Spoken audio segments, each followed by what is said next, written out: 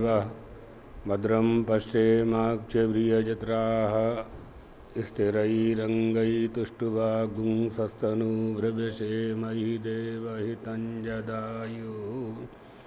स्वस्ति न इन्द्रो स्वस्ति नः पूषा विश्ववेदाः स्वस्ति नस्तार्क्ष्यो अरिष्टनेमिः स्वस्ति नो बृहस्पतिर्दधातु। ओम शांति शांति शांति। गुरुर्ब्रह्मा गुरुर्विष्णु गुरुर्देवो महेश्वरः गुरुः साक्षात् परं ब्रह्म तस्मै श्री गुरुवे नमः।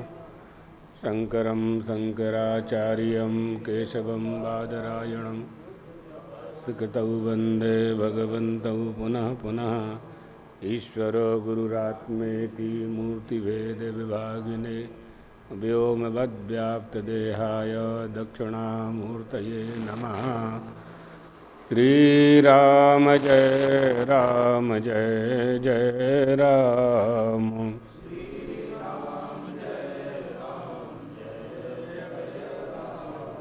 श्रीराम जय राम जय जय राम।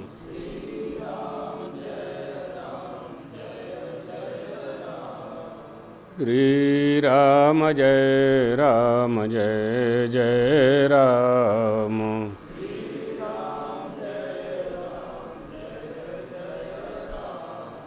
धर्म की अधर्म का प्राणियों में विश्व का गौ माता की सद्गुरुदेव भगवान की हर हर महा। ये बताया गया कि नायमात्मा प्रवचनेन लभ्यो न मेधया न बहुना श्रुतेन। कल आप लोगों ने श्रवण किया, बलहीन को वह आत्मा प्राप्त नहीं होती है, एक आगे आएगा, और प्रवचन से भी प्राप्त नहीं होती है, मेधा से बुद्धि से। तो कैसे प्राप्त होता है वह आत्मा? आत्मा को प्राप्त करना नहीं है, ये समझाने के लिए बोला जाता है। आत्मा को केवल जो आत्मस्वरूप के प्रति अज्ञान है, उस अज्ञान को दूर करना है। चंदन की उसको दूर करना है बस। चंदन यथावत सुगंध देने लगेगा। यथा चंदन गर्भादेहे उदकादि संबंध जलक क्लेदादि मऊपाधिकम दौर्गंध्यम। उसका घर्षण कर देने से, उसकी काई दूर कर देने से चंदन की जो लकड़ी है उसमें सुगंध व्याप्त है, प्राप्त हो जाती है। केवल सुगंध को रोकने वाला जो आवरण था, जिसको काई कहते हैं, मैल जैसा लग जाता है बरसात में, उसको लकड़ी से या कपड़े से या ईंटा से घिस के और धूप में रख दो, फिर चंदन आ जाएगा। तो उस आत्मबोध के लिए केवल जिज्ञासा चाहिए, और वो जिज्ञासा भी तीव्र जिज्ञासा, तीव्र जिज्ञासा चाहिए। कैसी तीव्र जिज्ञासा चाहिए? यथा गृहे दह्यमाने तत्रस्थो दह्यमानाः यथा पुत्र कलत्रादिकं परित्यज्य स्वतापोपशमनार्थमेव बहिर्निर्गत्य तापोपशमनम कर्तुम इच्छति। घर में आग लग गई है, सोना चांदी पड़ा हुआ है, धन पड़ा हुआ है, पत्नी भी घर के अंदर है, बच्चे भी घर के अंदर हैं। सबको जलता हुआ छोड़कर सड़क पर मार्ग पर खड़ा होकर के कह रहा है, मेरे पत्नी बच्चे जल रहे हैं, बचाओ। ग्रामवासियों से कह रहा है कि मेरा घर जल रहा है, रक्षा करो पत्नी की, बच्चों की। खुद नहीं कर रहा है। तो जिस तरह से प्राणों की रक्षा करने के लिए तीव्र जिज्ञासा, तीव्र निष्ठा उसकी सबको छोड़ करके खुद के प्राणों की रक्षा करने में बनी हुई है, ऐसी ही तीव्र जिज्ञासा जब ब्रह्म को प्राप्त करने की हो जाए, ब्रह्मबोध आत्मज्ञान प्राप्त करने की हो जाए, ब्रह्मज्ञान का आश्रय लेकर के ब्रह्मबोध हो जाए, तब वह आत्मा प्रकट होता है। अर्थात है तो प्रकट नहीं होता। माचिस की काड़ी में तो अग्नि है, लेकिन जब तक घर्षण नहीं करेंगे, तो अग्नि प्रज्वलित नहीं होती। जितने भी झाड़ आप यहाँ देख रहे हैं और जो सूख गए हैं, इनमें सब में अग्नि है, सब में अग्नि है। लेकिन जब तक तो संयोग नहीं होगा, उसका घर्षण नहीं होगा। अरण्य मंथन करते हैं ना आप लोग यज्ञशाला में, घर्षण से ही तो निकलता है। 2 बल हैं वहाँ, एक मंत्र बल है, जिन ब्राह्मणों ने मंत्र को सिद्ध कर रखा है अभ्यास से, उनके मंत्र बल से वहाँ अग्नि प्रकट हो जाती है, या उसका विज्ञान है, साइंस है, तो उससे प्रकट हो जाती है। ये बात है। ब्राह्मण यदि सदाचारी है, उसने उन मंत्रों की आराधना की है, तो मंत्रों के बल से अग्नि प्रकट हो जाती है अरण्य मंथन से। ये बात है। चौथा मंत्र है ना, नायमात्मा बलहीनेन लभ्यो न च प्रमादात् तपसो वाप्यलिंगात् एतैरुपायैर्यतते यस्तु विद्वांस तस्यैष आत्मा विशते ब्रह्मधामो विशते ब्रह्मधामो। वह आत्मा जो है आत्मनिष्ठा, आत्मनिष्ठ शक्ति, अर्थात हीन पुरुष द्वारा प्राप्त करने योग्य नहीं है। हीन पुरुष द्वारा प्राप्त करने योग्य नहीं है। और पुत्र आदि में आसक्ति से भी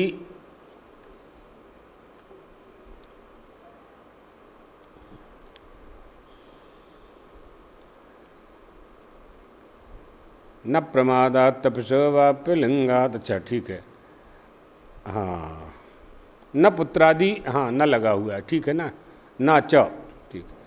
तो न पुत्रादि आसक्ति रूप प्रमाद से भी लभ्य है। मन, आप आत्मज्ञान करना चाहते हैं और आपका मन तो लगा है संसार के प्रपंच में, बेटा बेटी में, धन कमाने में, पुत्र पौत्र में, व्यवहार का निर्वहन करने में, ना ही वह संन्यास से प्राप्त होता है ना, संन्यास से भी प्राप्त नहीं होता। हाँ, संन्यास रहित, तो संन्यास रहित से प्राप्त नहीं हो, नहीं, संन्यास से भी प्राप्त नहीं होगा। संन्यास में यदि निष्ठा नहीं है तो संन्यास से भी प्राप्त नहीं होगा। और जो संन्यास रहित हैं उनको तो प्राप्त होगा ही नहीं। लेकिन संन्यास में भी यदि निष्ठा नहीं बनी हमारी और संन्यास हमको बोझ लगने लगे तो कैसे प्राप्त होगा। और जो प्राप्त होना है तो गृहस्थाश्रम को भी प्राप्त हो जाएगा, जिज्ञासा बन जाए तो। गेयः सा नित्य सन्यासी यो न दुष्टि न कांक्षति, है ना, तो वहाँ भी आ जाएगा फिर। तो अगर संन्यास प्रमादात् तपसो वाप्यलिंगात् एतैर उपायै यतते यस्तु विद्वांस, किंतु जो विद्वान उपायों से जो प्राप्त करने के उपाय हैं, उन उपायों का यदि आश्रय लेता है तो आत्म तत्व को जानने का प्रयत्न करता है, तो उसका वह जो आत्मा है, यानी ब्रह्म है या ब्रह्मधाम में रहने वाला जो आत्मा है, वो सम्यक रूप से उसमें प्रवेश कर लेता है, चला जाता है, प्रविष्ट हो जाता है। आत्मा विशते ब्रह्मधामो, ब्रह्मधाम में पहुंच जाता है, प्रविष्ट कर लेता है।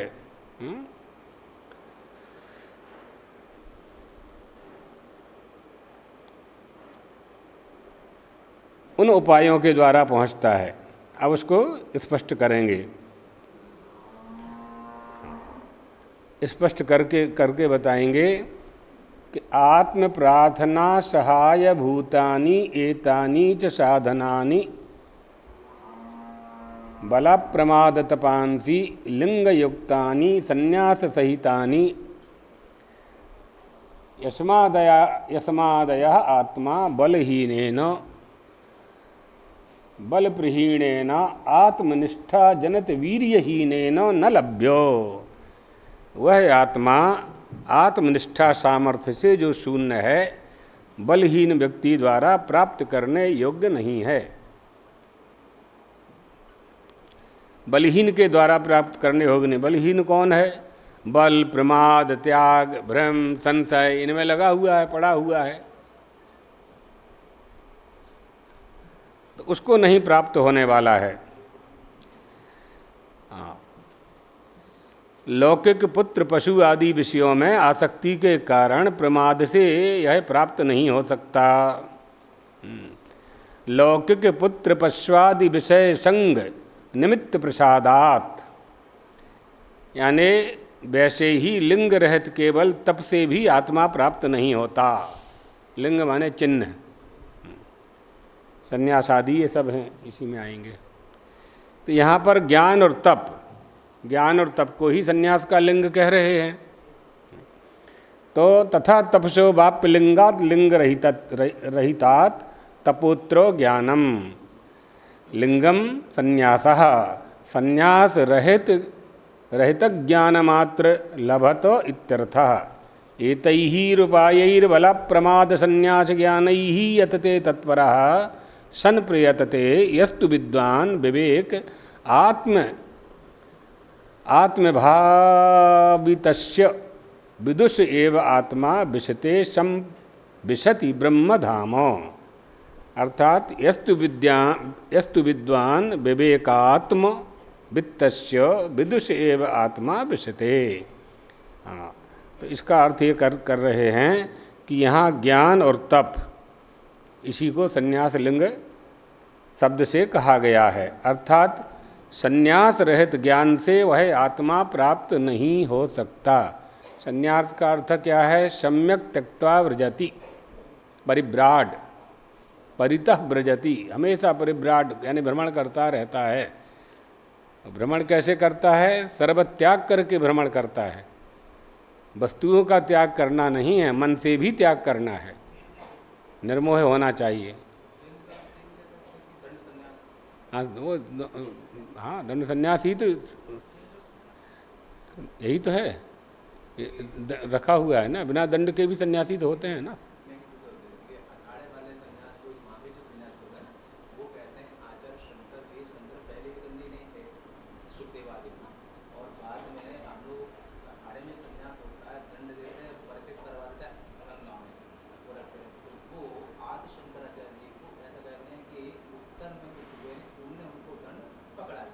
उनके कहने से होगा कि शास्त्र से चलोगे आप?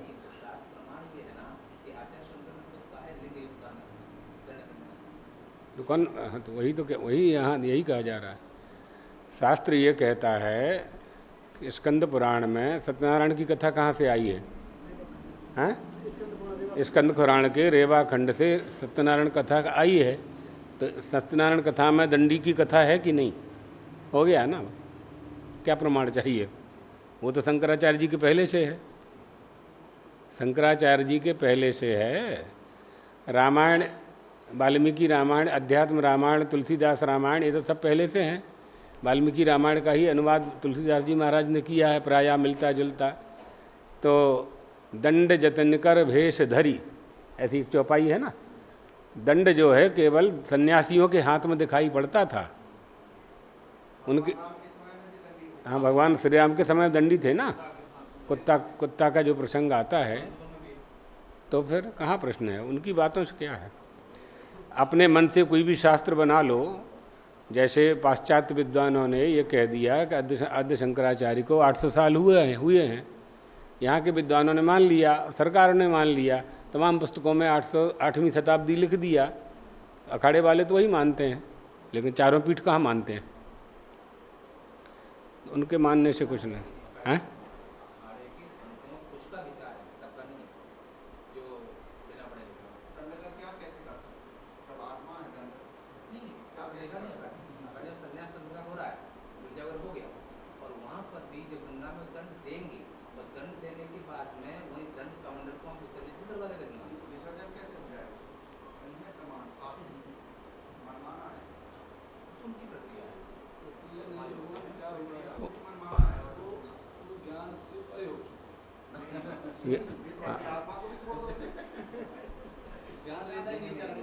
नहीं, ज्ञान से जो परे होगा महाराज, वो मठ मंदिर में नहीं रहेगा।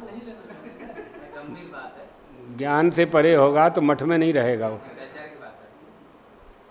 ज्ञान से जो परे होगा वो मठ में नहीं रहेगा, ज्ञान से जो परे होगा वो मोबाइल नहीं चलाएगा, ज्ञान से जो परे होगा वो कंधे पर दंड रख के नहीं घूमेगा, वो परमहंस के बाद अवधूत हो जाएगा। अवधूत अवस्था ज्ञान से परे है। सुखदेव आदि सब तो राजा जनक नहीं हो सकते ना। राजा जनक केवल अपवाद हैं एक, कि जो गृहस्थाश्रम में रहते हुए ज्ञानी थे। ज्ञान से परे होने के बाद ना हम मन्येष वेदेति नो न वेदेति वेद च यो नस्तद्वेद तद्वेद नो न वेदेति वेद च। मैं ये भी नहीं कह सकता कि मैंने ब्रह्म को जान लिया, और यह भी नहीं कह सकता कि मैंने ब्रह्म को नहीं जाना। इन ब्रह्मचारियों में मेरे गुरु भाइयों में जो आत्मा, जो परमात्मा सबके हृदय में बैठा हुआ है, मैं उसे नमस्कार करता हूँ। तब गुरु ने कहा कि तुमने ब्रह्म को जान लिया। जब तक वो ये कह रहा है कि मैं ज्ञानी हूँ, जब तक ये कह रहा है कि मैं ज्ञान से परे हूँ, तब तक वो ज्ञानी नहीं है। क्योंकि ज्ञान से परे होने का ज्ञान उसको है, तो ज्ञान कहाँ हुआ? ज्ञान कहाँ हुआ? वो तो उससे परे हो, बिल्कुल ऊपर हो जाए, ब्रह्मविद वरिष्ठम, तब वो बात लागू होगी वहाँ, ज्ञान से परे, है ना। ये बात है। रुद्राक्ष की माला छूटती नहीं है, ज्ञान से परे हो गए। माला गुम जाए तो झगड़ा करते हैं बगल वाले सन्यासी से, ज्ञान से परे कहाँ हो जाए, ये तो छूटती नहीं है।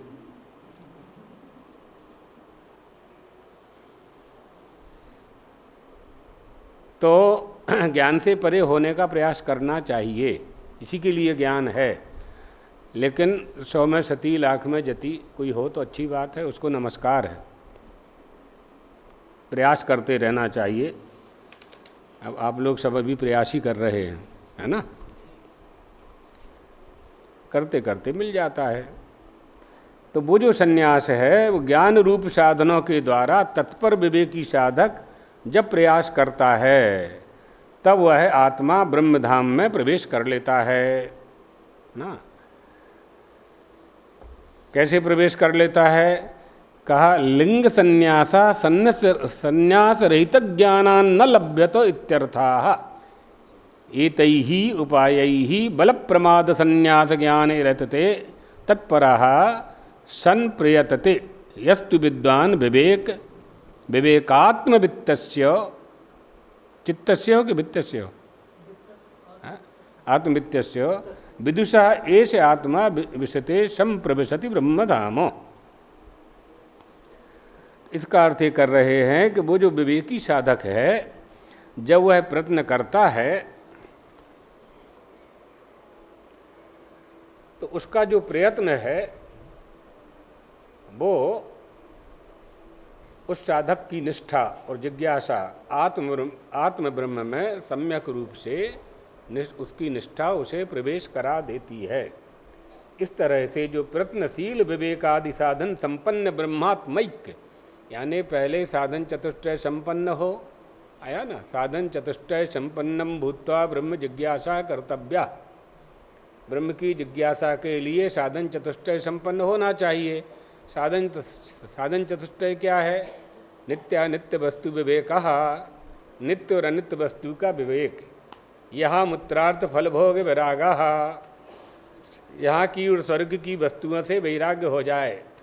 स्वमूत्र विष्ठावत, जैसे अपने मूत्र और विष्ठा की तरफ हमारा प्रेम नहीं होता है, ऐसा ही प्रेम संसार के सभी साधनों से हमें मुक्ति मिल जाए, किसी से प्रेम ना हो।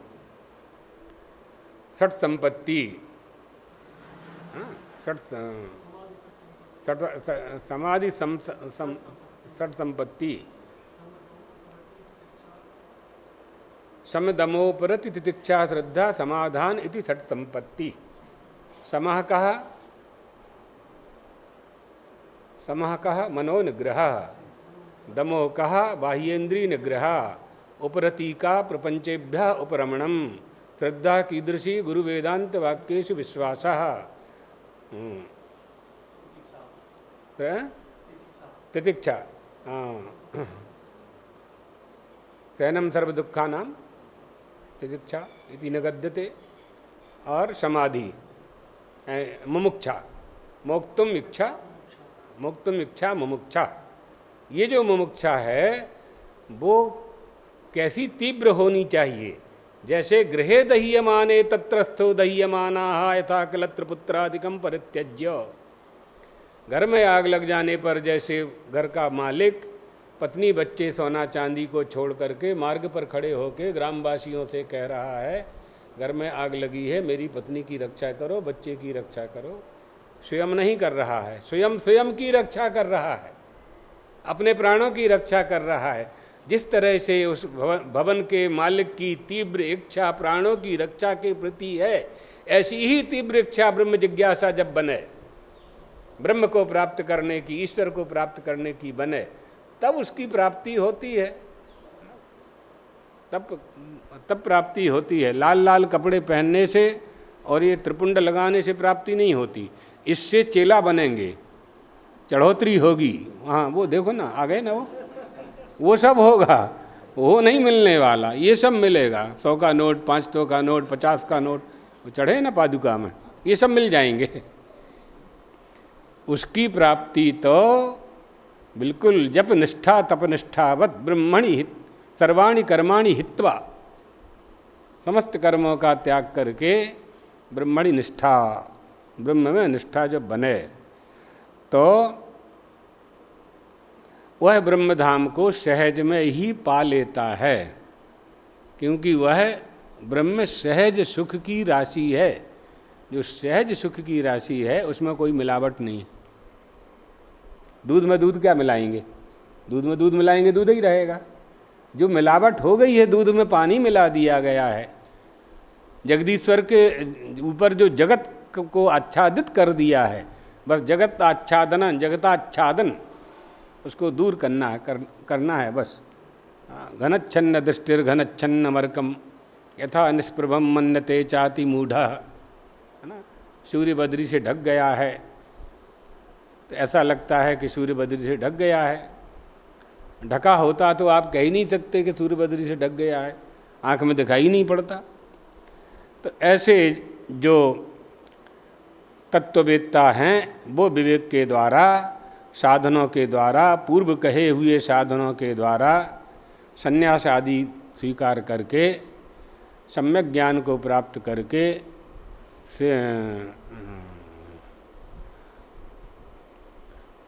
परिप्रश्नेन सेवया, सेवा के द्वारा गुरु के चरणों में निवेदन करते हुए उसे प्राप्त कर लेते हैं, है ना।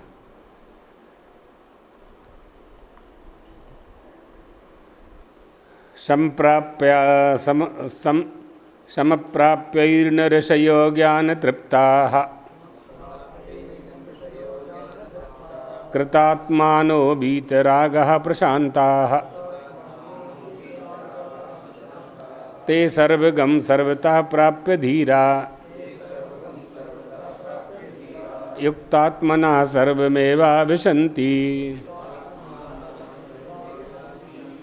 उस आत्म तत्व को अच्छी तरह से जानने वाले जो महात्मा हैं, जिन्होंने आत्मा का दर्शन कर लिया है, कृतात्मनो वीतरागः प्रशान्तः, जो कृतकृत्य हैं, कृतम करणीयम प्राप्तम प्रापणीयम, हमने जो करना था वो कर लिया, जो प्राप्त करना था वो प्राप्त कर लिया, उपरत हो जाते हैं। वो उपरत हो जाते, किससे उपरत हो जाते हैं? इंद्रियों से, इंद्रियों से उपरत हो जाते हैं। ते सर्वगम प्राप्त धीरा युक्तात्मनः, युक्तात्मानः, सर्वव्यापक ब्रह्म को कण कण में देखने लगते हैं, कण कण में देखने लगते हैं।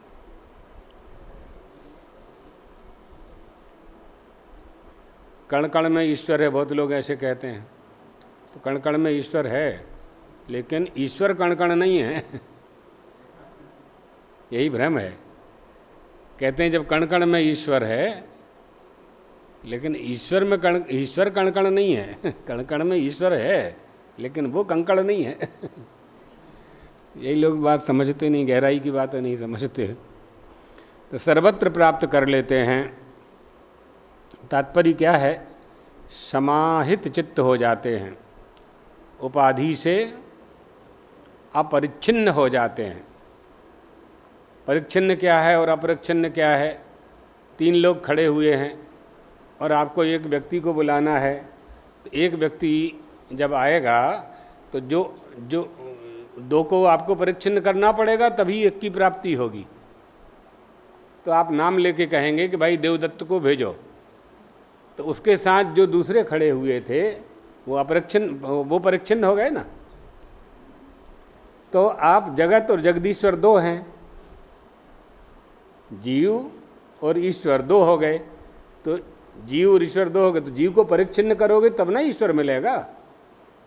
जगत को परिच्छिन्न करोगे तभी तो ईश्वर की प्राप्ति होगी। जब 2 आपके सामने खड़े हुए हैं, बताइए स्वामी जी, जगत और जगदीश्वर ये 2 आपके सामने खड़े हैं, तो किसको परिच्छिन्न करेंगे? जगत को परिच्छिन्न करेंगे, तब अपरिच्छिन्न इस जगदीश्वर प्राप्त होगा। आत्मवत् कहाँ का है? आइए कुर्सी ला दो।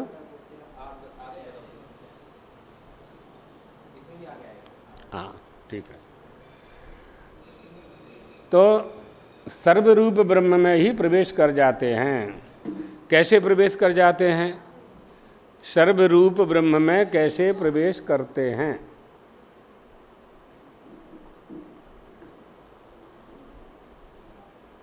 वो टूट जाती है भैया, दूसरी ला दो।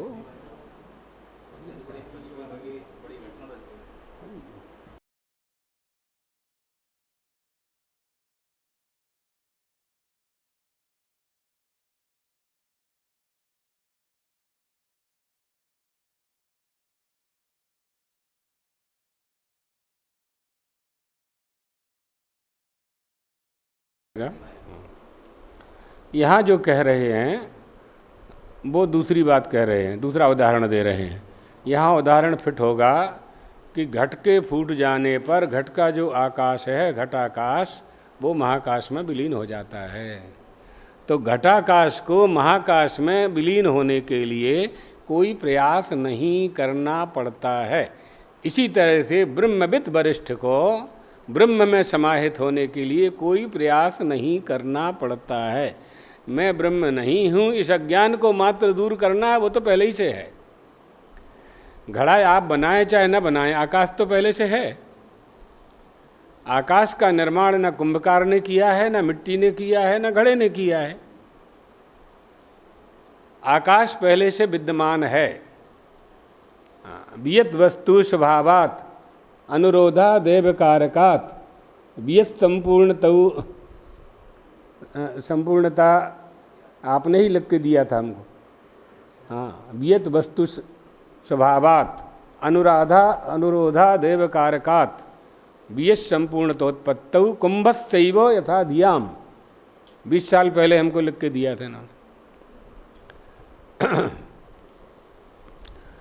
तो जो आकाश है वो घड़े के कारण घटाकाश कहा जाता है। घटाकाश है नहीं, घड़ा भी नहीं है, घड़ा भी नहीं है, मिट्टी के सिवाय कुछ नहीं है। क्योंकि घड़ा जब फूटेगा तो मिट्टी में ही मिलेगा, मृतिका में ही मिलेगा। तो घट की भी कोई सत्ता नहीं है। तो मृत केत्वेव सत्यम वाचारंभण विकारो नामधेयम। इसलिए अपरिच्छिन्न जो किसी को जानने के लिए आपको उसके साथ जितने हैं सबको परिच्छिन्न करना पड़ेगा, तभी अपरिच्छिन्न ब्रह्म को प्राप्त करेंगे। तभी ये कहा गया न इति न इति न इति। तो जो नहीं बचा, जो कह रहा है न इति न इति न इति, वही बचा। तो निषेधक का निषेध हो नहीं सकता, तो वही ब्रह्म है। इतनी सी बात तो समझने के लिए तमाम ग्रंथों का प्रणयन किया गया है। तो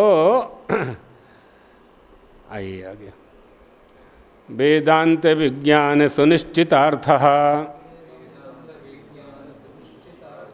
संन्यास योगात् यतयः शुद्ध सत्वाः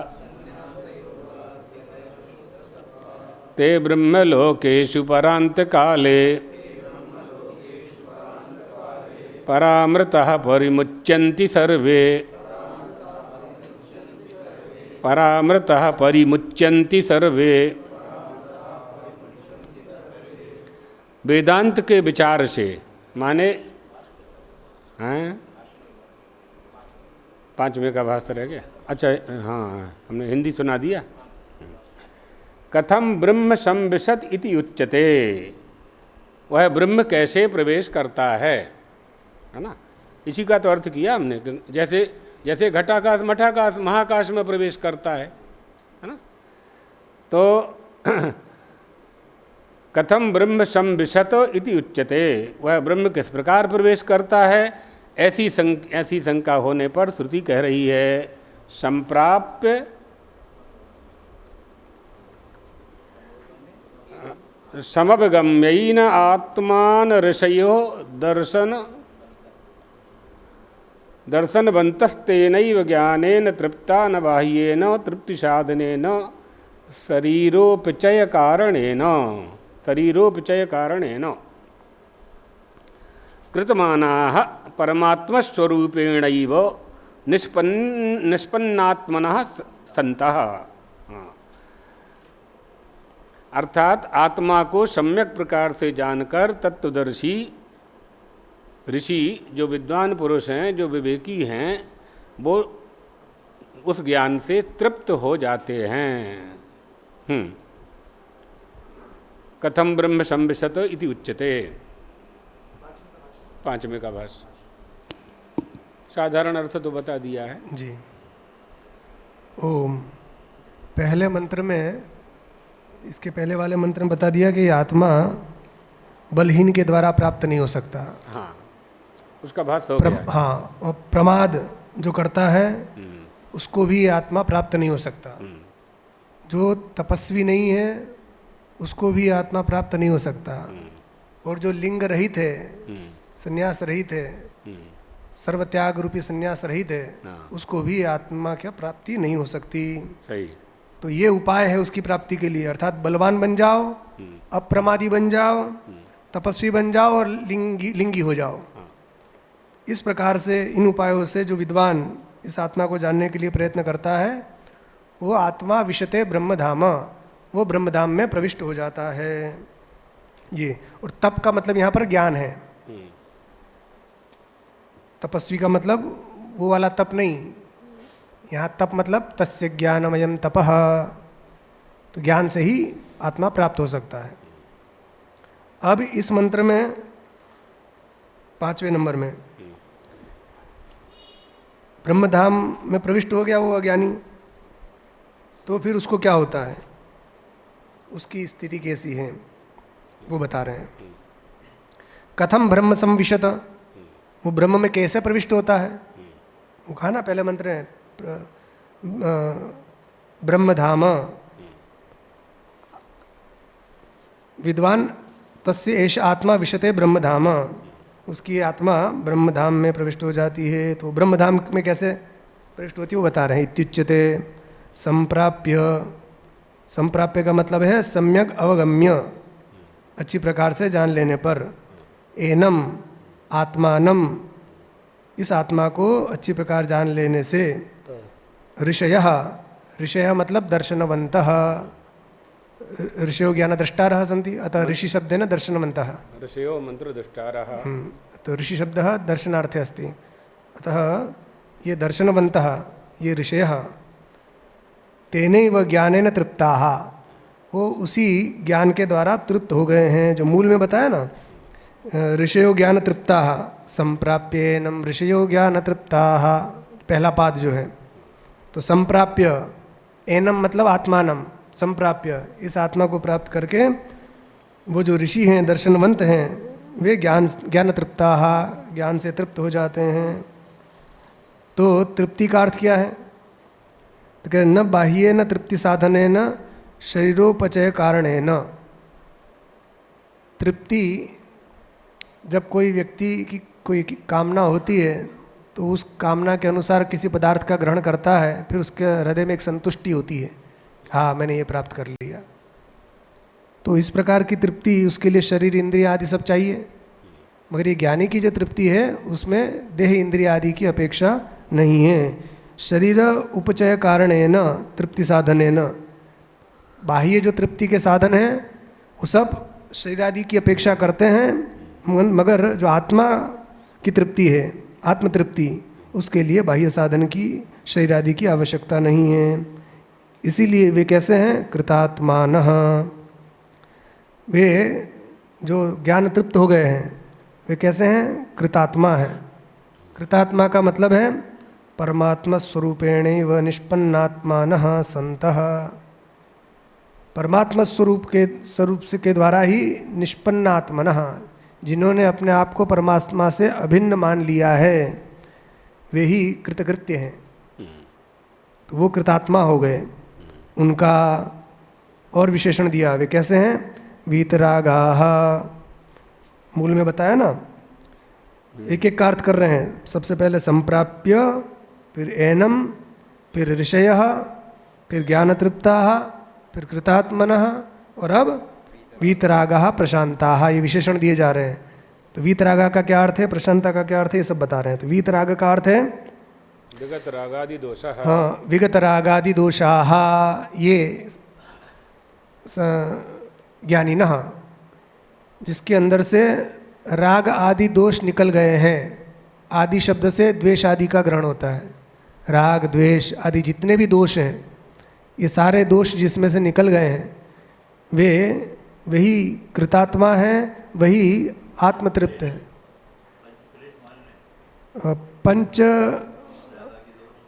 पंच क्लेश वाला पहले मंत्र में आ गया। यहाँ तो रागादि जितने भी दोष हैं सब, हाँ, पंच क्लेश भी आ जाएगा, अविद्या अस्मिता राग द्वेष अभिनिवेश क्लेश भी। तो इन सब से, ये सब दोष रूप हैं, इन सारे दोष से जो रहित है, इसीलिए क्या है वो? प्रशांतात्मा, प्रशांता। प्रशांता का मतलब जो मूल में कहा प्रशांता, उसका अर्थ कर रहे हैं उपरतेन्द्रियाः। उपरतानि इंद्रियाणि यस्य सः उपरतेन्द्रियः ते उपरतेन्द्रियाः, निवृत्त हो गई है, विषयों से हट गई है। प्रपंचेभ्यः, हाँ, प्रपंचेभ्यः, उससे हट गई है, एक प्रकार से निवृत्त हो गई है। विषय सेवन से वहाँ उसकी रुचि नहीं रही है, रस रहित हो गई है। वो प्रशांता है, प्रशांताः, ऐसे जो ज्ञानी हैं, ते एवं भूताः, वे जो ज्ञानी हैं जो ऐसे हैं, कैसे?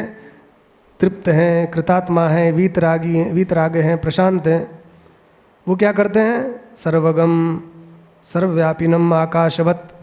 अब वो परमात्मा को, अब दूसरी पंक्ति में बता रहे हैं कि वो धीर लोग किसको प्राप्त करके उसमें प्रविष्ट करते हैं। तो ब्रह्म का विशेषण दिया सर्वगम। सर्वगम का मतलब है, सामान्य रूप से तो अर्थ होता है सर्वम सर्वत्र गच्छति, और यहाँ बता रहे हैं सर्वव्यापिनम आकाशवत। सर्वगम का मतलब है जो सर्वव्यापी है। कैसे? तो उदाहरण दे दिया आकाशवत, जैसे आकाश सब जगह व्याप्त है, उसी प्रकार ये आत्मा भी सब जगह व्याप्त है। आकाशवत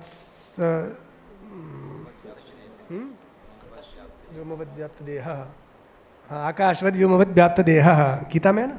हाँ, तो सर्वगम का मतलब है सर्वव्यापिनम आकाशवत। फिर सर्वतः, सर्वतः मतलब सर्वत्र प्राप्य, सब जगह से उसी को प्राप्त करके। फिर क्या होता है? नोपाधि परिच्छिन्नेन एक देशेन। अब कहा भैया सर्वगम कहने की क्या जरूरत थी? सर्वव्यापी क्यों कहा? बता देते एक स्थान पर कि यहाँ है, बड़े विशाल हैं, वैसे कि नहीं। यदि किसी देश विशेष में होते, स्थान विशेष में होते, तो परिच्छिन्न हो जाते। और ब्रह्म जो है परिच्छिन्न नहीं है। जो अपरिच्छिन्न होता है उसी को ब्रह्म कहते हैं। जो परिच्छिन्न होता है वो सब नाशवान होता है। एक देश में यदि होगा तो परिच्छिन्न हो जाएगा। इसलिए कहते हैं न उपाधि परिच्छिन्नेन एक देशे न। उपाधि से जो परिच्छिन्नता आती है तब वो एक देश में हो जाता है। किंतु आत्मा जो ब्रह्म है वो ऐसा नहीं है। का किम तरी, तो कैसा है? का तद ब्रह्मेव अद्वयम आत्मत्वेन प्रतिपद्य। वो जो ब्रह्म है, जो आत्मा है, वो कैसा है? अद्वय है, अद्वितीय है, हमारी आत्मा है। तम उसको इस रूप में प्रतिपद्य प्राप्त करके जानकर धीराः, धीर का मतलब अत्यंत विवेकिनः। यहाँ धीर का अर्थ किया जो एक होता है सामान्य विवेकी और एक होता है अत्यंत विवेकी। संसार के पदार्थों में जो विवेक कर ले सही गलत का, वो तो विवेकी है, क्योंकि विचिर पृथक करने धातु से विवेक शब्द बनता है। विचिर पृथक करने, तो जो पृथक करने की क्षमता है, तो हंस भी विवेकी है, निरक्षीर का विवेक कर लेता है, मगर वो आत्मज्ञानी नहीं है, अत्यंत विवेकी नहीं है, क्योंकि वो निरक्षीर का तो विवेक कर सकता है किंतु आत्मा अनात्मा का विवेक नहीं कर सकता। तो जो धीर है, जो मुमुक्षु है, जो ये ब्रह्मज्ञानी है, वो अत्यंत विवेकी है, क्योंकि उसने आत्मा अनात्मा का विवेक कर लिया। ये सब अनात्मा है, इसका त्याग करो, जो आत्मा उसको प्राप्त करो, इसीलिए वो धीर है। धीर का मतलब और भी है, समाहित चित्त वाला, इसका चित्त समाहित है, वो भी धीर है। हाँ, और धी माने तत्व जिज्ञासा बुद्धि भी होता है, वो अर्थ भी हो सकता है। प्रकृति में तो शंकराचार्य जी ने जो अर्थ किया है वो विवेक के अर्थ में किया है कि जो अत्यंत विवेकी है वो धीर है, पृथक्करण के अर्थ। हाँ, क्योंकि मूल में जो कहा ना कि ते सर्वगम सर्वतः प्राप्य धीराः, वो धीर जो है वो उस आत्मा को सब जगह प्राप्त करके फिर युक्तात्मा होकर उसमें प्रविष्ट हो जाते हैं। तो यहाँ जो मूल में धीर कहा है, धीराः जो ज्ञान तृप्ताः कृतात्मनः वीतरागाः प्रशांताः, ये धीर है। ऐसे जो धीर हैं, ठीक है, वो क्या होते हैं कि युक्तात्मानः। अब युक्तात्मनः का अर्थ किया है नित्य समाहित स्वभावाः। अब इसमें वो अर्थ आ गया आपने अभी जो कहा, वो युक्तात्मानः, जिनकी आत्मा युक्त हो गई है, नियंत्रित हो गई है। तो आत्मा का मतलब यहाँ पर अंतःकरण रूपी आत्मा या मन रूपी आत्मा का ग्रहण किया जाए, क्योंकि आत्मा शब्द कई जगह प्रयुक्त होता है, प्रसंगानुसार उसको लिया जाता है। कभी कभी शरीर के लिए भी आत्मा शब्द का प्रयोग होता है, कभी मन के लिए भी होता है, कभी जीव के लिए होता है, प्राण के लिए, और कभी शुद्ध आत्मा के लिए होता है। वो प्रसंगानुसार वो आत्मा शब्द का अर्थ लिया जाता है। जैसे आध्यात्मिक ताप हम कहते हैं, आध्यात्मिक ताप, 3 तापों में एक ताप है आध्यात्मिक ताप। तो आत्मानम अधिकृत्य वर्तते इति आध्यात्मिका, जो आत्मा को अधिकृत करके होता है जो ताप, उसको आध्यात्मिक ताप कहते हैं। तो आत्मा का मतलब यहाँ शरीर है, शरीर की दृष्टि से जो ताप होता है वो आध्यात्मिक ताप है। तो आदि और व्याधि ये आध्यात्मिक ताप है। तो आदि और व्याधि, आदि ये मन का ताप है, व्याधि शरीर का ताप है, तो ये आध्यात्मिक ताप है। तो यहाँ पर नित्य समाहित स्वभावाः, युक्तात्मनः का अर्थ किया जो नित्य समाहित स्वभाव वाले हैं, मतलब थोड़ी देर के लिए भी अपने मन से अपना नियंत्रण नहीं खोते हैं। मन और इंद्रियों पर अपना नियंत्रण थोड़ी देर के लिए भी नहीं खोते हैं, अर्थात पूर्ण रूप से जो जितेंद्रिय हैं वे युक्तात्मनः हैं। और सर्वमेव समस्तम शरीर पातकालेपि आविशन्ति, वे उस परमात्मा में प्रविष्ट होते हैं। तो कब होते हैं? तो कहते हैं शरीर पातकालेपि आविशन्ति। यदि ज्ञान हो गया तो जीते जी मुक्त हो जाएंगे, मगर ये स्थिति यदि अंतकाल में भी आई, शरीर छोड़ते समय भी, तब भी वे मुक्त हो जाएंगे। उदाहरण दिया, भिन्ने घटे घटाकाशवद अविद्याकृत उपाधि परिच्छेदम जहति एवं ब्रह्मविदो ब्रह्मधाम प्रविशन्ति। जो पूर्व मंत्र में ब्रह्मधाम में वो प्रविष्ट होता है ऐसा कहा था, उसी का विवरण इस मंत्र में किया गया कि ब्रह्मधाम में कैसे प्रविष्ट होता है। तो उदाहरण दिया, भिन्ने घटे घटाकाशवत, घड़े को फोड़ने पर घड़े के भीतर का आकाश जैसे महाकाश में प्रविष्ट हो जाता है, उसी प्रकार ये जो ज्ञानी है उसका जब शरीर रूपी ये जो घट फूटता है, अर्थात प्रारब्ध के अनुसार प्रारब्ध पूर्ण हो जाने पर जब उसका देहांत होता है, तब उसका जो जीवात्मा है वो मुख्य परमात्मा में प्रविष्ट हो जाता है। वो कैसा है? अविद्याकृत उपाधि परिच्छेदम जहति। अब प्रविष्ट होने का भी अर्थ बता रहे हैं कि जो अविद्या के द्वारा जो जन्य था, क्या जो अजन्य थी उपाधि, उसी कारण ये परिच्छिन्न हो गया था। अविद्याकृत उपाधि परिच्छेदम जहति त्यजति। अविद्याकृत जो उपाधि रूप परिच्छिन्नता थी उसका वो त्याग कर देता है। एवं ब्रह्मविदो ब्रह्मधाम प्रविशन्ति। इस प्रकार जो ब्रह्मवेत्ता हैं वो ब्रह्मधाम में प्रविष्ट हो जाते हैं। भागवत का उपदेश देने के बाद अंत में सुखदेव जी महाराज ने परीक्षित जी को भी यही उपदेश दिया। भागवत में वहाँ आता है, घटे भिन्ने यथाकाशः आकाश स्याद् यथा पुरा एवं देहे मृते जीवो ब्रह्म संपद्यते पुनः। ये इसी मंत्र का वो विस्तार है। ये श्लोक पूरा का पूरा यही अर्थ बता रहा है। वो घटे भिन्ने यथाकाशः, घड़े के भिन्न नष्ट हो जाने पर जैसे घड़े का आकाश, घटे भिन्ने यथाकाशः आकाश स्याद्, आकाश महाकाश में विलीन हो जाता है। तो कैसे? यथा पूरा, पहले भी आकाश था। एवं देहे मृते, इस प्रकार देह के नष्ट हो जाने पर ये जीव वो क्या हो जाता है? ब्रह्म हो जाता है। एवं देहे मृते जीवो ब्रह्म संपद्यते पुनः, फिर से वो ब्रह्म हो जाता है। हाँ, इसीलिए पुनः कहा। पुनः था वही मगर फिर से मिलने वाला व्यवहार हो गया।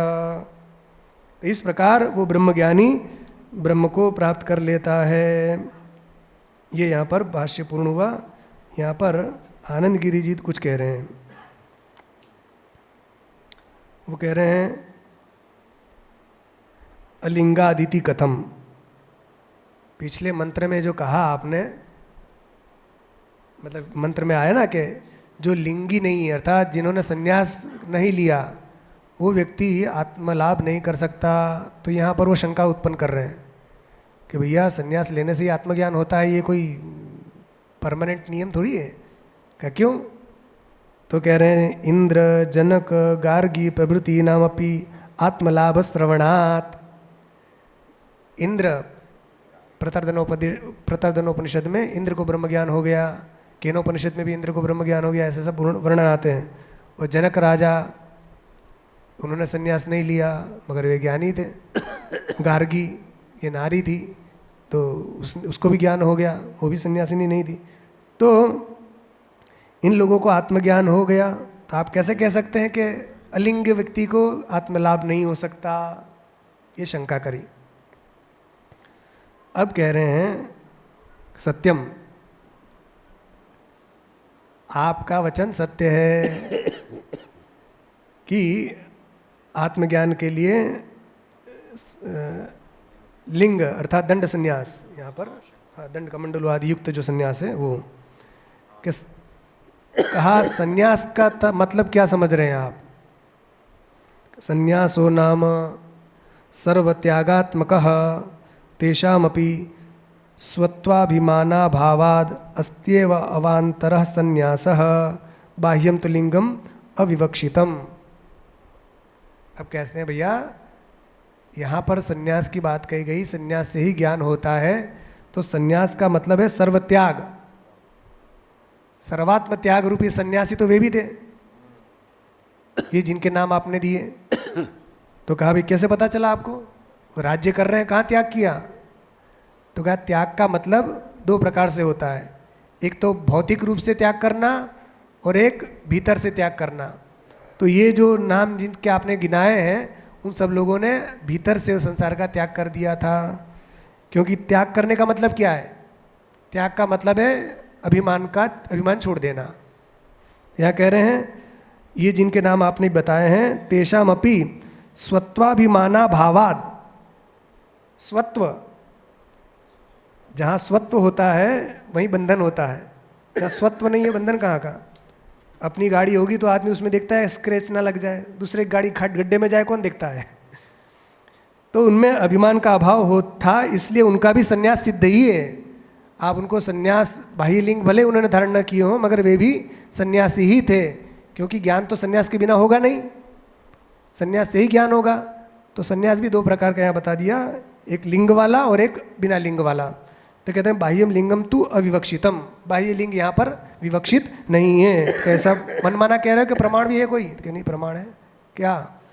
न लिंगम धर्म कारणम, ऐसा स्मरणात, ऐसा शास्त्र का वचन है कि लिंग ही धर्म का कारण नहीं है।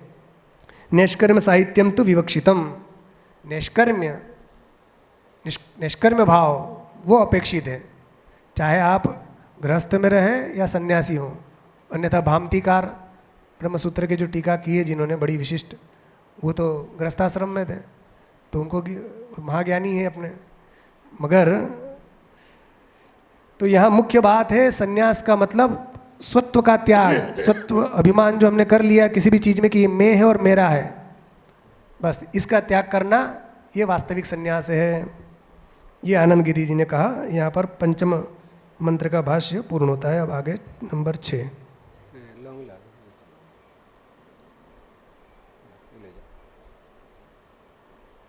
हाँ, भाष्य पूर्ण हो गया। अब छठवां मंत्र। वेदांत विज्ञान सुनिश्चितार्थाः, वेदांत विज्ञान सुनिश्चितार्थाः, संन्यास योगात्यतयः शुद्ध सत्वाः, संन्यास योगात् यतयः शुद्ध सत्वाः, ते ब्रह्मलोकेषु परांत काले, ते ब्रह्मलोकेषु परांत काले, परामृतः परमुच्यन्ति सर्वे। परामृतः परिमुच्यन्ति सर्वे। उस परमात्मा को भली प्रकार किसने निश्चय कर लिया है, जो वेदांत विज्ञान के विचार से संपन्न होकर के, जिसने ज्ञातव्य परमात्मा को भली प्रकार से जानने का निश्चय कर लिया। अर्थात संन्यास और योग से, संन्यास योग से जो शुद्ध परमात्मा है, शुद्ध सत्व है, वह पुरुष ब्रह्मलोक में शरीर त्यागते समय अत्यंत उत्कृष्ट अमरण धर्मा ब्रह्म भाव को प्राप्त कर लेता है परांत काले, अंत काल में। और फिर वे सभी चारों तरफ से मुक्त हो जाता है। अर्थात ब्रह्मनिष्ठा स्वरूप संन्यास योग से युक्त विशुद्ध सत्व वाला वह पुरुष ब्रह्मलोक में शरीर त्यागते समय अत्यंत उत्कृष्ट और अमरण धर्मा ब्रह्म भाव को प्राप्त कर लेता है, जिसमें न जन्म है न जिसमें मृत्यु है, ऐसे ब्रह्म को प्राप्त कर लेता है। ते ब्रह्मलोकेषु परांत काले परामृतः परमुच्यन्ति सर्वे। ये छठवां मंत्र है। इसको दक्षिण भारत में बड़े प्रेम से कहा जाता है, स्वागत में ऐसे ही करके आते हैं, दंडवत प्रणाम करते हैं, ये मंत्र बोलते हैं जोर से, दंडवत प्रणाम करते हुए। तो ये सब विशेषण उसमें लगाते हैं वो लोग। किंच वेदांत जनित विज्ञानम वेदांत विज्ञानम तस्यार्थाः परमात्मा विज्ञेयः सोर्थः सुनिश्चितो येषान्ते वेदांत विज्ञान सुनिश्चितार्थाः। अब एक एक पद को लेकर उसका विवरण करेंगे भगवान शंकराचार्य जी। सबसे पहले कहा वेदांत विज्ञान सुनिश्चितार्थाः, वेदांत विज्ञान से सुनिश्चित अर्थ वाले वो कौन है, तो कह रहे वेदांत जनित विज्ञानम वेदांत विज्ञानम। वेदांत विज्ञान का अर्थ क्या है, वेदांत जनित विज्ञान, ये वेदांत विज्ञान है।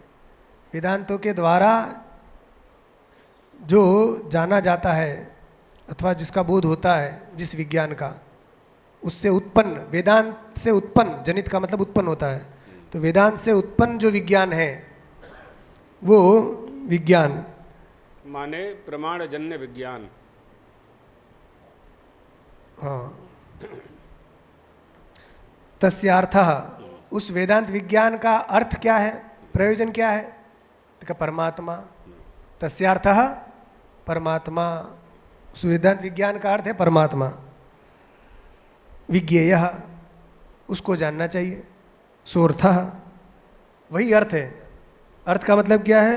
सुनिश्चितो येषाम ते वेदांत विज्ञान सुनिश्चितार्थाः। तो परमात्मा ही जिसके द्वारा विज्ञेय है, ऐसा जैसी जिसकी दृढ़ बुद्धि हो गई, माने निश्चित कर चुका है कि निश्चित करना है?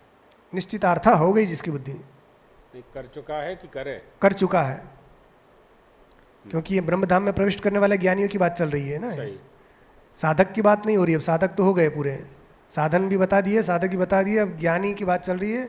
वो ज्ञानी किस प्रकार ब्रह्मधाम में प्रविष्ट होता है, वो चर्चाएं अभी चल रही है, क्योंकि अब अंतिम मुंडक का अंतिम खंड है ये।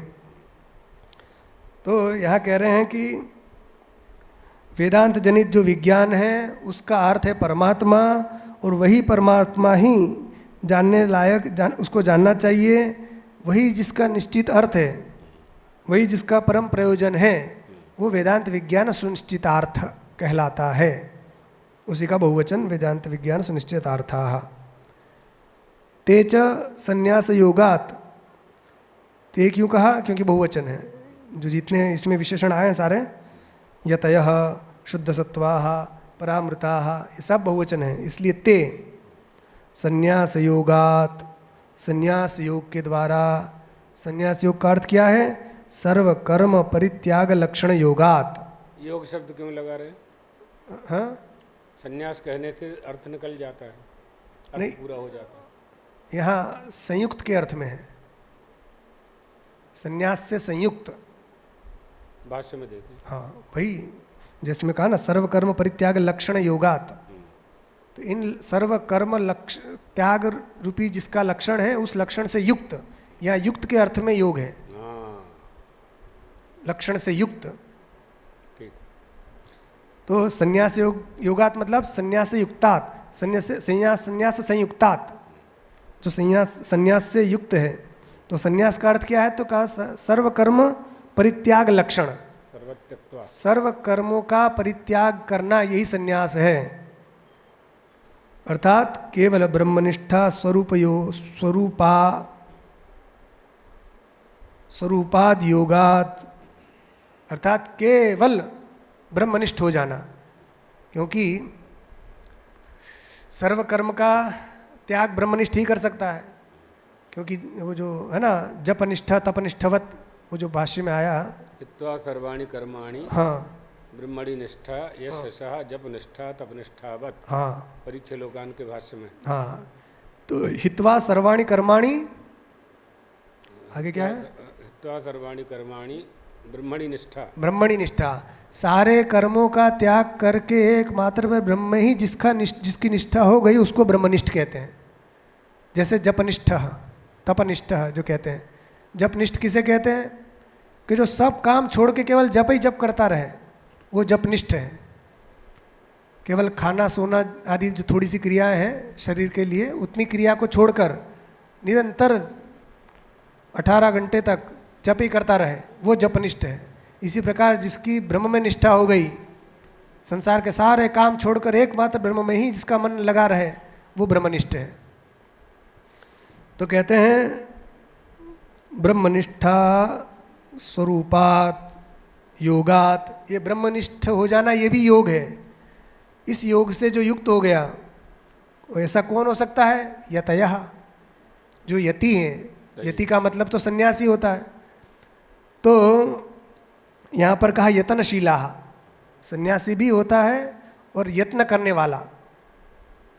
तो गृहस्थाश्रम में रहकर ये काम करना बड़ा कठिन है। पत्नी, बच्चे, लाइट बिल, बिजली बिल, ये सब उस पर ध्यान रखना पड़ता है। तो वहाँ कहाँ ब्रह्मनिष्ठा हो पाएगी? इसलिए सन्यासी की हो सकती है, क्योंकि सन्यासी इन सब चीज़ों से परे रहता है। तो यतनशीला, जो यति किसे कहते हैं? यति शब्द की व्युत्पत्ति कर रहे हैं। यतनशीला यतयः, जो यत्न करने वाले हैं। जतन नाम निरूपण नाम जतनते सौ प्रकटत जिमे मूल जतनते। तो जतन, जो यत्नशील हैं, उन्हीं को प्राप्ति हो सकती है। यतयः का मतलब यतनशीलाः। फिर दूसरा विशेषण दिया शुद्ध सत्वाः। शुद्ध सत्व का क्या मतलब है? शुद्धम सत्वम येषाम संन्यास योगात ते शुद्ध सत्वाः। सत्व कहते हैं अंतःकरण को अथवा तो बुद्धि को। तो जिसकी बुद्धि अथवा अंतःकरण शुद्ध हो चुका है वे शुद्ध सत्व है। तो कौन है? संन्यास योगात। कैसे शुद्ध हो गया? संन्यास योग के द्वारा। संन्यास योग के द्वारा जिसकी बुद्धि, जिसका अंतःकरण शुद्ध हो चुका है वे यति लोग शुद्ध सत्वाः, वे क्या करते हैं? प्रविष्ट होते हैं। कहाँ? ब्रह्मलोक में। ते ब्रह्मलोकेषु, ब्रह्मलोकेषु परांत काले, वे ब्रह्मलोकों में प्रविष्ट होते हैं। कब? परांत काल में। अब परांत काल का क्या अर्थ है? परांत काल का अर्थ कहते हैं संसारिणाम ये मरण कालाः ते अपरांताः तान अपेक्ष्य मुमुक्षूणाम संसारावसाने देह परित्याग कालः परांत कालः तस्मिन् परांत काले। दो काल होते हैं, एक परांत काल और एक अपरांत काल। तो जो सामान्य व्यक्ति की मृत्यु होती है, अज्ञानी की मृत्यु होती है, उसकी मृत्यु कैसी हुई? अपरांत काल है वो। और ज्ञानी की जब मृत्यु होती है अर्थात उसका जब देह छूटता है वो कौन सा काल है? वो परांत काल है। तो भैया परांत और अपरांत क्यों कह दिया? क्योंकि अज्ञानी का फिर से जन्म होना है, इसलिए लास्ट वाला नहीं है ये, अपर है। अंतकाल तो है किंतु अपर अंतकाल है। इसके बाद फिर जन्मना पड़ेगा, फिर मरना पड़ेगा।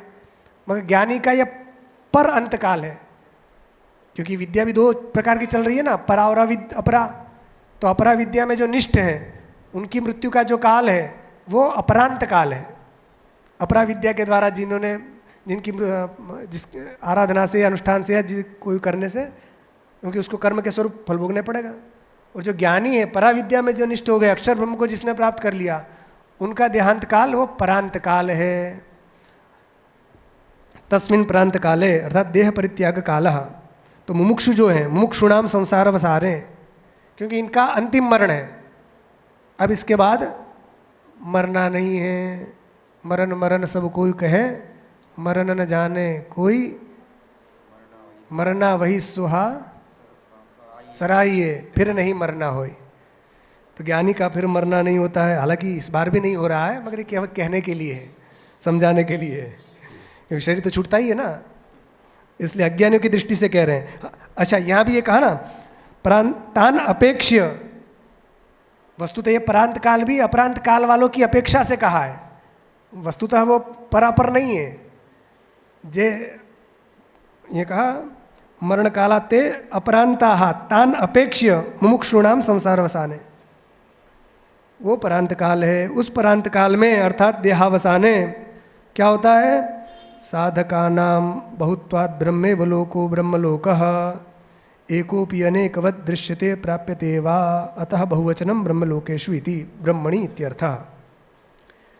तो कह रहे महाराज, आप तो जहाँ कह रहे हैं कि ब्रह्म एक ही है, उसके सिवा कुछ नहीं है, तो आप कह रहे हैं कि जो ज्ञानी, जो मुमुक्षु लोग हैं, वो जब ब्रह्म को प्राप्त करके जब उनका देहांत होता है तो ब्रह्म लोकों में जाते हैं। ब्रह्म लोक में नहीं कहा, यहाँ ब्रह्म लोके प्रविशन्ति नहीं कहा, लोकेशु लोकेशु ते ब्रह्म लोकेशु। तो कहा ब्रह्मलोक, ब्रह्मलोकी बहुत सारे हैं क्या? सप्तमी बहुवचन का प्रयोग किया यहाँ ब्रह्म लोकेशु। तो कहा बहुवचन का प्रयोग क्यों किया? ब्रह्मणी कहना चाहिए था, एक वचन कहना था, या ब्रह्म लोके एक वचन का प्रयोग करना था। बहुवचन क्यों किया? कहा। उसका उत्तर दे रहे हैं कि भैया साधकानाम बहुत्वात्, ये साधकों की साधक अनेक होने के कारण, मुमुक्षु जो है उनकी संख्या अनेक होने के कारण यहाँ पर बहुवचन का प्रयोग किया है। शिष्याभिप्रायेण। हाँ, जैसे भागवत में जो आता है ना, सत्यम परम धीमहि, तो वहाँ धीमहि का प्रयोग क्यों किया? खुद के लिए कह देता कि ध्यायामी, तो कब बहुवचन का प्रयोग किया? शिष्याभिप्रायण बहुवचनम, हम सब ध्यान करते हैं। और यहाँ पर साधकों की अनेकता होने के कारण यहाँ पर ब्रह्मलोक में कोई अभी मरा, कोई बाद में, कोई 1 साल 10 साल बाद, तो सब अलग अलग गए ना, इसलिए। तो कहा नहीं नहीं भैया, ये अर्थ ठीक है, साधक भी तो एक ही है, जीव भी तो एक है, बहुत सारे कहाँ हैं? वेदांत के अनुसार जीव भी बहुत नहीं है। तो दूसरा अर्थ कर रहे हैं वाह कहकर। वाह जो कहा ना, ये अथवा के अर्थ में कहा, एकोपि अनेकवत दृश्यते प्राप्यते वाह। ये ब्रह्मलोक यद्यपि एक ही है, मगर अनेकवत दृश्यते प्राप्यते, एक होते हुए भी अनेक रूप से ये भाषित होता है अथवा अनेक रूप से प्राप्त होता है। लोक कहते। हाँ, इसलिए यहाँ बहुवचन का प्रयोग किया गया है। एक तो जो साधक जो है, एक अभी गया ज्ञानी, एक का शरीर बाद में छूटा, तो अलग अलग हो गया, अथवा तो अनेक प्रकार से उसकी प्राप्ति होती है। तो अनेक प्रकार का यहाँ पर ब्रह्मलोक मतलब गमन नहीं अर्थ लेना है। जो ब्रह्मा जी रहते हैं जिस लोक में, वो ब्रह्मलोक यहाँ पर अभिष्ट नहीं है, क्योंकि जो आना जाना होगा तो फिर वो आगे और स्पष्ट करेंगे। तो हाँ, अतः बहुवचनम ब्रह्मलोकेशु इति ब्रह्मणि इत्यर्थः। तो यहाँ ब्रह्मलोकेशु कहने का तात्पर्य वो ब्रह्म में प्रविष्ट होते हैं। ब्रह्मलोक, लोकों का मतलब है ब्रह्ममय, ब्रह्म में। परिमुच्यन्ति सर्वे। अब आगे कहते हैं हाँ, परामृताः। परामृता का क्या अर्थ है? मूल में कहा ना, ते ब्रह्मलोकेशु परांत काले परामृताः परिमुच्यन्ति सर्वे, ते सर्वे परामृताः परिमुच्यन्ति।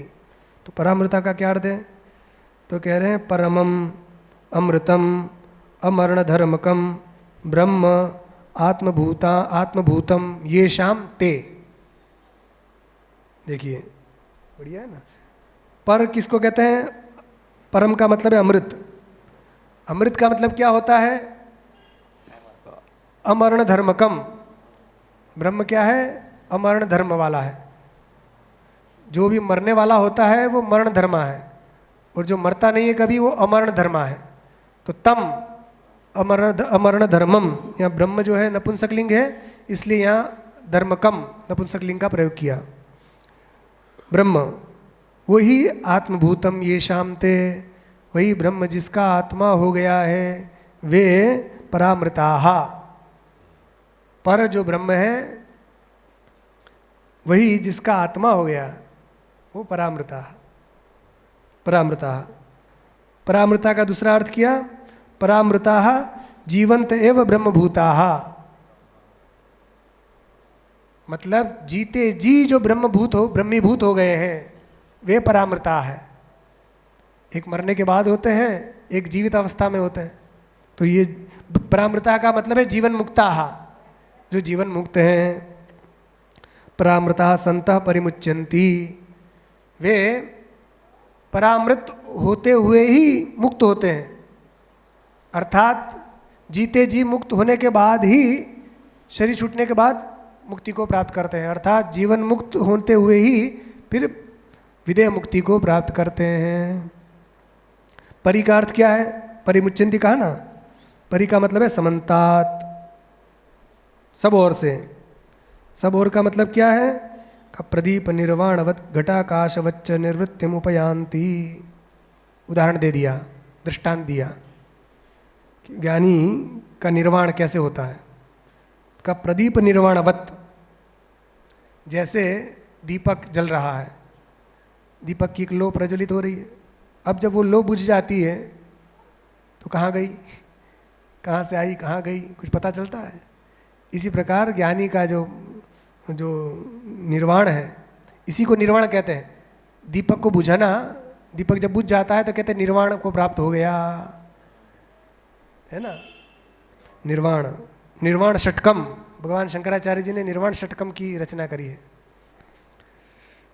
तो घटाकाशवच्च निवृत्तिमुपयान्ति, अथवा दूसरा दृष्टांत दे दिया, घटाकाश, घड़े के भीतर का आकाश जैसे महाकाश में को प्राप्त करके निवृत्त हो जाता है, उसी प्रकार ये ज्ञानी भी मुक्त हो जाता है। परिमुच्यंती, परिमुच्यंती का अर्थ है परिसमन्तात् मुच्यन्ते सर्वे, पूर्ण रूप से सब जगह से मुक्त हो जाता है। न देशांतरम गंतव्यम अपेक्षन्ते, किसी भी देशांतर गमन की आवश्यकता नहीं है। अब यहाँ तो आप स्पष्ट कह रहे हैं कि ब्रह्मलोक में जाते हैं, तो आना जाना तो जो जाना आना स्पष्ट वर्णन है मंत्र में है, और आप कह रहे हैं नहीं देशांतर नहीं जाता है ज्ञानी, तो बात नहीं जम रही ना। गीता में भगवान कहते हैं यद गत्वा न निवर्तन्ते तद्धाम परम मम, जहाँ जाकर व्यक्ति फिर वापस नहीं आता है वो मेरा परम धाम है। तो यहाँ तो स्पष्ट कहा ना गत्वा, तो ये जो गति वाला जो धातु है ये तो गमन के अर्थ में है, तो जब जाना होगा तो आना भी होगा। तो कह रहे नहीं भैया, यहाँ पर जो गमन का अर्थ है या मुच्यन्ते जो कहा परिमुच्यन्ती, उसका तात्पर्य क्या है, ये गुरु काम करते हैं। भगवान शंकराचार्य ने ना हो, उनका भाष्य ना हो, तो इस मंत्र को पढ़ने के बाद भी व्यक्ति को पक्का बोध नहीं हो सकता। वे बताते हैं कि भैया गमन का अर्थ क्या है। वे कह रहे हैं महाभारत का उदाहरण देते हुए, यहाँ आएगा ये धातवः गत्यर्थकाः भवन्ति ते ज्ञानार्थकाः अभिभवन्ति। तो गमनशील की अगर के स्थान पर यहाँ ज्ञान भी ले सकते हैं। हाँ वही लेना है जो गति अर्थ है ना।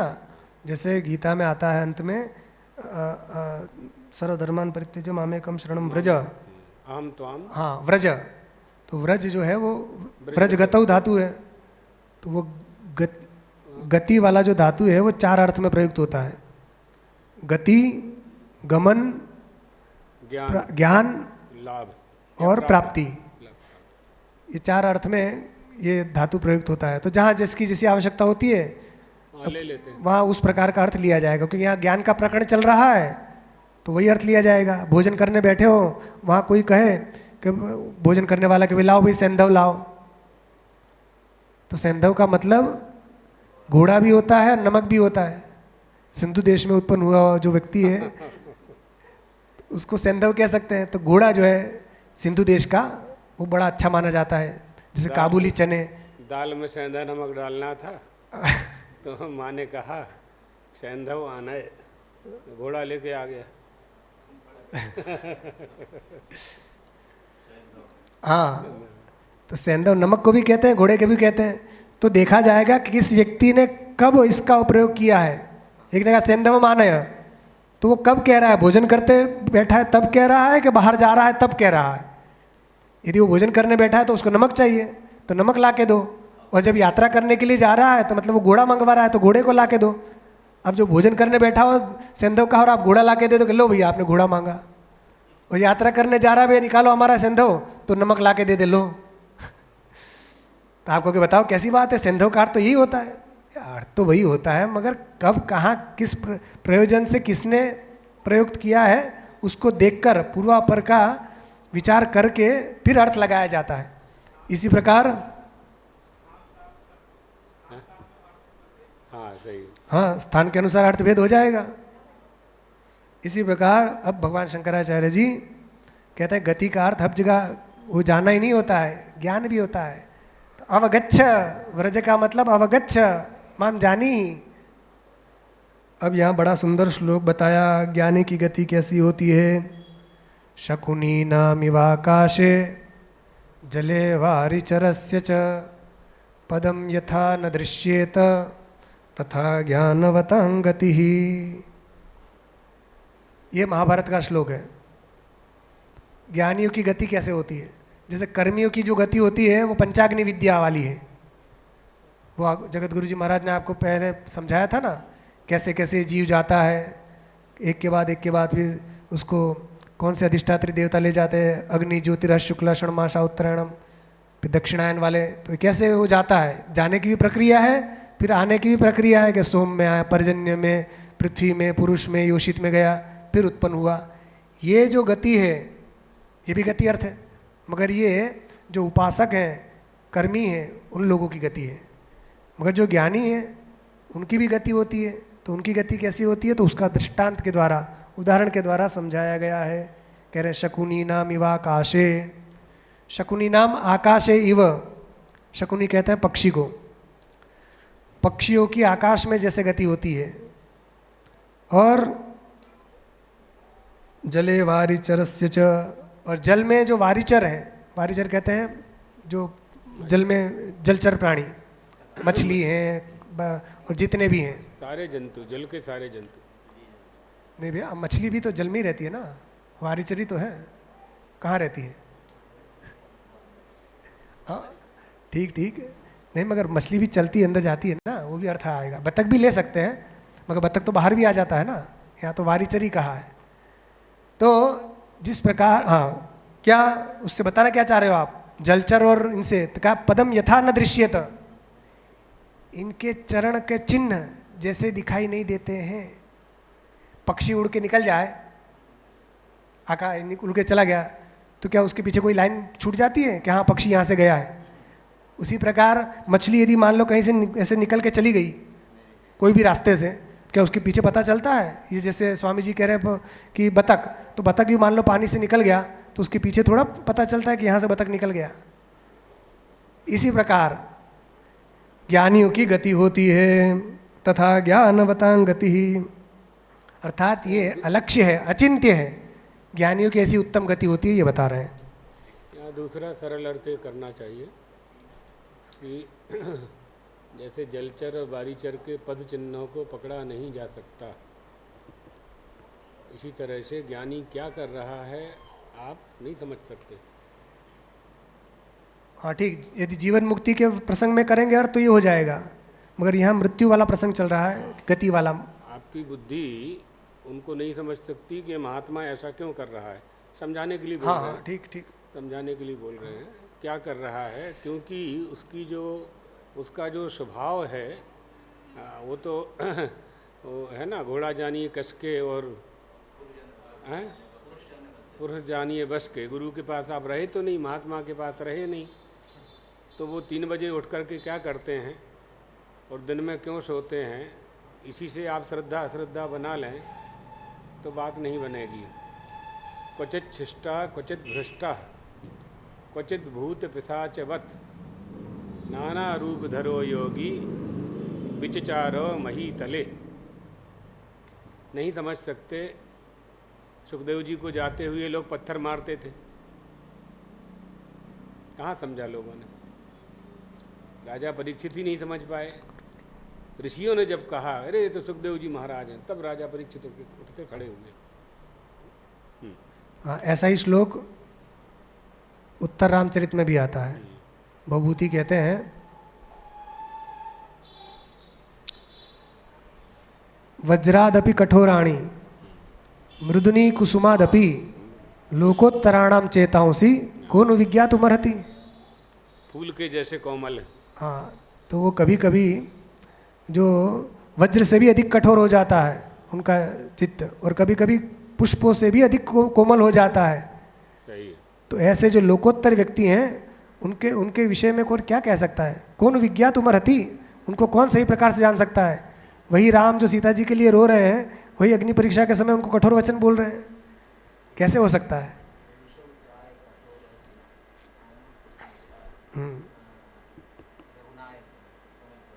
हाँ, ये उसी का अनुवाद है। ये वो जो श्लोक है भवभूति का, उसी का अनुवाद है, तुलसीदास जी ने किया है।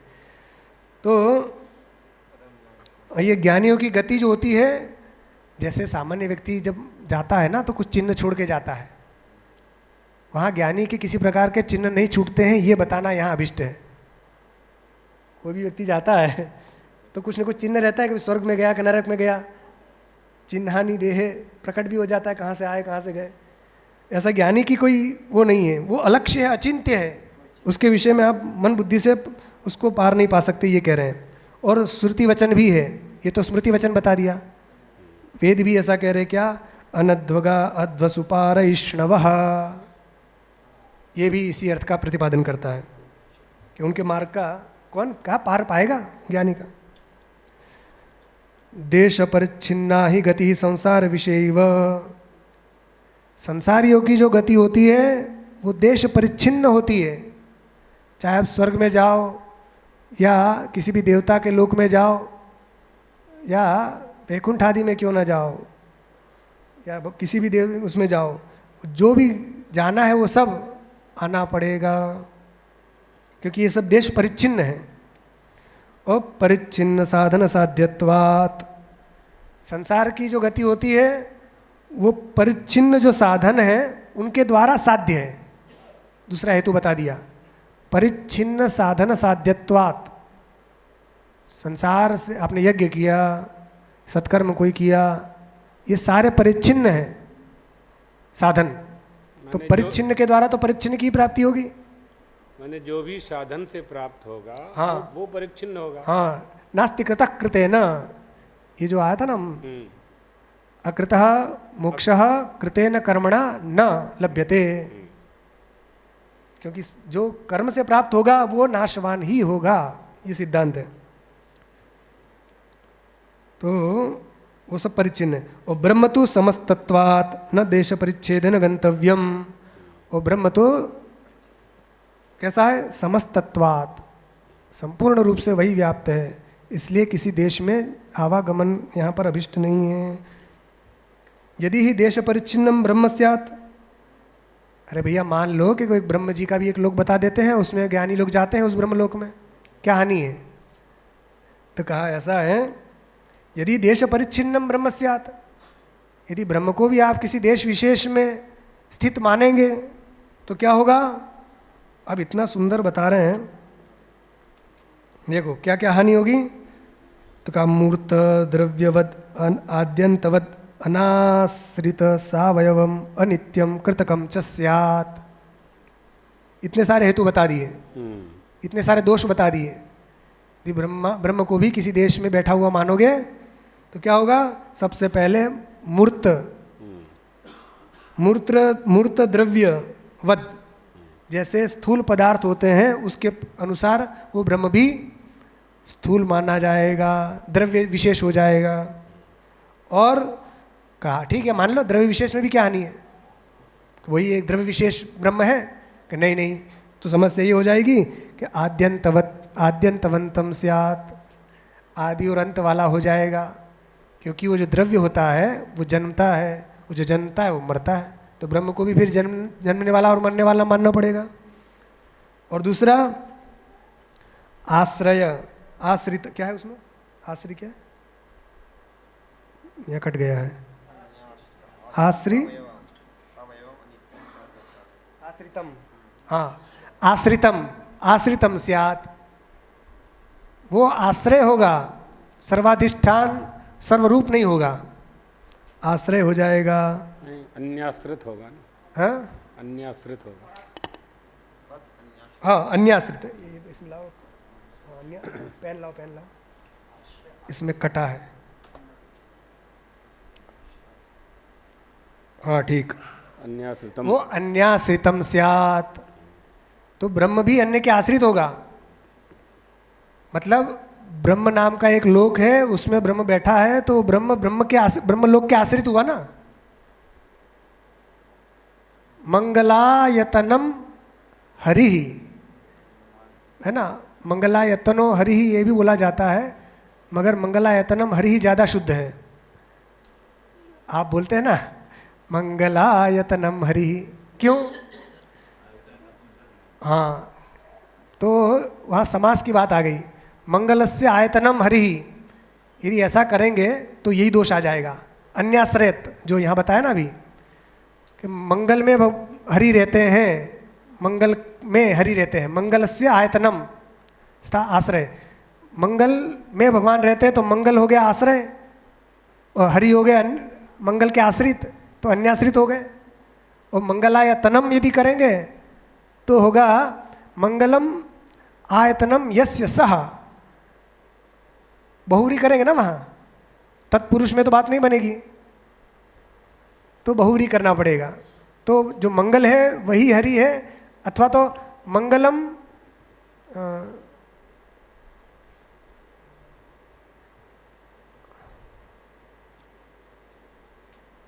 हाँ मंगल भगवान में रहता है, ऐसा यदि अर्थ करेंगे तब मंगल आयतनम होगा, तो उसका विशेषण हो जाएगा। तो ब्रह्म जो है अन्य के आश्रित नहीं है, इसलिए वो अन्याश्रित है। यदि लोकांतर में उसको बैठा मानोगे तो आश्रित हो जाए, अन्याश्रित हो जाएगा, ये भी दोष आ जाएगा। अब एक और दोष बता रहे हैं, सा अवयवम स्यात्, अवयव युक्त हो जाएगा। आयतन तो ब्रह्म का चौथा आवरण है ना, है ब्रह्म का चौथा पाद आयतन माना गया है। क्या? मांडुक्य की बात कर। हाँ, ब्रह्म का चौथा पाद आयतन माना गया है। आयतन आयतनम क्या? आयतन उपनिषद में आया है ना, मांडुक्य में है ना, चतुर्थ पाद, प्रथम पाद, तृतीय पाद, और वो पुष्पांजलि में आता है आयतनम पादु आयतनम वा। हाँ, अच्छा, या ये बम्बे दो। हाँ ठीक है, आयतन ठीक है, चलो। वहाँ संदर्भ अवयव, उसका संदर्भ यदि क्या है? आप ब्रह्म को किसी देश विशेष में मानेंगे तो उसको अवयव वाला मानना पड़ेगा, ये बता रहे हैं। अवयव वाला आयतन ये हो जाएगा उसका, अवयवेन सहितः सावयवः। और दूसरा, ठीक है अवयव वाला भी मान लो, क्या दोष है भैया? तो कहा अनित्यम स्यात्, ये अवयव वाला मानेंगे तो अनित्य हो जाएगा, क्योंकि जितने भी संसार में सावयव पदार्थ है वो कोई नित्य नहीं है। एक पदार्थ बता दीजिए जो सावयव हो और नित्य हो, क्योंकि संघातस्य परार्थत्वात्, ये यहाँ लगेगा। जो संघात होते हैं वो परार्थ के लिए होते हैं और संघात नाशवान होते हैं। और दूसरा ये तू बता दिया कृतकम च स्यात्, यदि वो सावयव होगा और लोकांतर में जाना होगा तो कृतक हो गया, करने से प्राप्त होगा कुछ, ज्ञान से प्राप्त नहीं होगा। ये इतने सारे दोष आ जाते हैं यदि ब्रह्म को लोकांतर में मानते हैं तो। इसलिए शंकराचार्य जी कह रहे हैं नत्वेवं विदम ब्रह्म भवितुमर्हति, और ब्रह्म ऐसा नहीं हो सकता। अतः तत्प्राप्तिश्च नैव देश परिच्छिन्ना भवितुम युक्ता, इसीलिए ब्रह्म की प्राप्ति को लोकांतर में गमन रूप, लोकांतर में जाकर प्राप्त करने वाली नहीं मान सकते, इसलिए देश परिच्छिन्न ब्रह्म प्राप्ति नहीं है। अपि च अविद्यादि संसार बंधापनयनमेव मोक्षम इच्छन्ति ब्रह्मविदो न तो कार्यभूतम, ये अंतिम पंक्ति में कह दिया। जो ब्रह्मवेत्ता है वो कैसा मोक्ष इच्छा, मोक्ष की कामना करते हैं? ब्रह्मविदः मोक्षम इच्छन्ति, कैसा? अविद्यादि संसार बंधापनयनम एव, अविद्या के द्वारा जो उत्पन्न हुआ संसार है उससे जो बंधन की प्राप्ति हुई है उस बंधन को दूर करना, यही यहाँ पर मोक्ष शब्द से कहा गया है, अर्थात अविद्या को दूर करना। यही मोक्ष ब्रह्मज्ञानी चाहते हैं, न तो कार्यभूतम, वो कार्यभूत ब्रह्म की प्राप्ति नहीं चाहते। ब्रह्म दो स्वरूप, ब्रह्म के दो स्वरूप हैं, एक कार्य रूप और एक कारण रूप। तो कार्य रूप जो है वो ब्रह्मलोक में विराजमान चतुर्मुख ब्रह्मा जी हैं, उनकी प्राप्ति उपासना सहित कर्म से होती है। और जो ये ज्ञान वाले ब्रह्म हैं उनकी प्राप्ति केवल ज्ञान से होती है और उसमें आवागमन नहीं होता है। ये यहाँ पर भाष्य पूर्ण होगा। ये जो उस पंक्ति में कहा अन्याश्रितम सावयम सा अवयवम नित्यम कृतकंचा स्यात्, ऊपर, हाँ, तो जो सावयव वस्तु होती है वो अवयव के आश्रित होती है। हाँ ठीक, पंक्ति यही कह रही है ना, जो सावयव वस्तु होगी वो अवयव के आश्रित होगी, इसलिए अनित्य होगी। हाँ ठीक, ये अर्थ भी है। वहाँ यहाँ पर तो ये बताया कि जो अवयव वाली चीज़ होती है वो नाशवान होती है। अवयव यानी मूर्त। हाँ मूर्त, तो जो भी अवयव वाली चीज़ होगी जो भी मूर्त होगा वो नाशवान होगा, ये यहाँ बताना है। ओम पूर्णमदः पूर्णमिदं पूर्णात् पूर्णमुदच्यते पूर्णस्य पूर्णमादाय पूर्णमेवावशिष्यते। ओम शांति शांति शांति। श्री राम जय राम जय जय राम।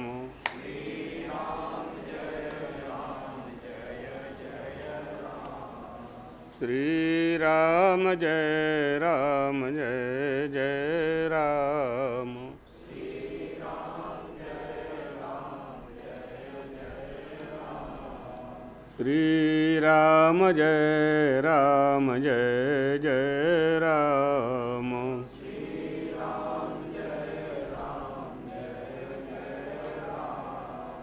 धर्म की अधर्म का प्राणियों में विश्व का गौ माता की सद्गुरुदेव भगवान की हर हर महा। कल पूरा हो जाएगा।